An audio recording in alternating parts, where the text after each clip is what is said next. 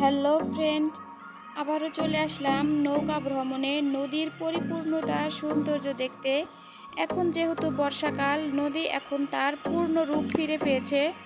আর এই রূপ দেখতে যেমন ভালো লাগে তেমনি ভয়ও করে, যাকে বলা হয় ভয়ঙ্কর সুন্দর। নদীর স্রোত দেখলে গা শিউরে ওঠে, এই বুঝি সব ভেঙে তছনছ করে দিল। ছোটবেলা থেকে নদী দেখতে দেখতে বড় হবার পরও কেন জানি নদীর প্রতি বিরক্ত হই না। তবে যখন নদীর পাড়ে থাকা আমার মামা বাড়ি ভেঙে যায় তখন খুব কষ্ট লাগে। যাই হোক, এখানে হাট থেকে মোরগ কেনা হয়েছিল রোস্ট করার জন্য। নদী পাড়ি দিয়ে আসতে আসতে গরমে মারা গেছে।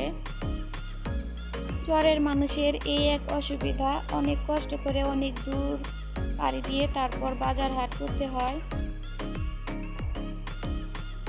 এইদিকে এখনো পানি আসেনি, কিছুদিন পর আসবে। এই দিকটা পরিপূর্ণ হয়ে যাবে পানিতে। এই দিকটাতে মাত্র পানি আসা শুরু করেছে, কিছুদিন পর পুরোটা ভরে যাবে পানি দিয়ে। তখন শুধু নদী আর নদী।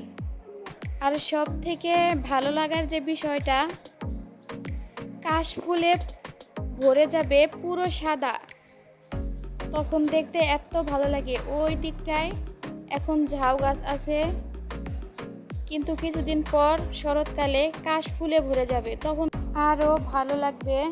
শরৎকালে আবারও আসবো কাশফুল দেখতে এবং আপনাদের দেখাতে। চলুন দেখে আসি নদীর স্রোতের বেগ কতটা, কম নাকি বেশি।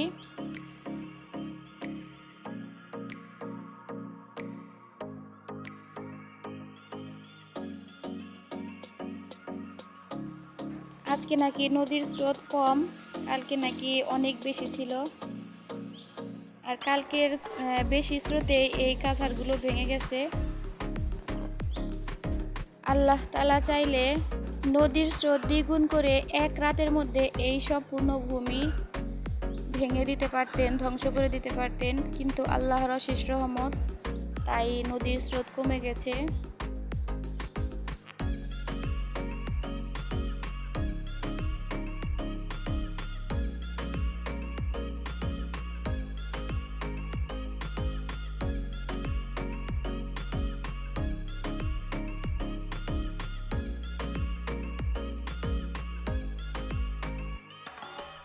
তারপর নদী দেখা শেষ, আমরা বাড়িতে চলে আসলাম।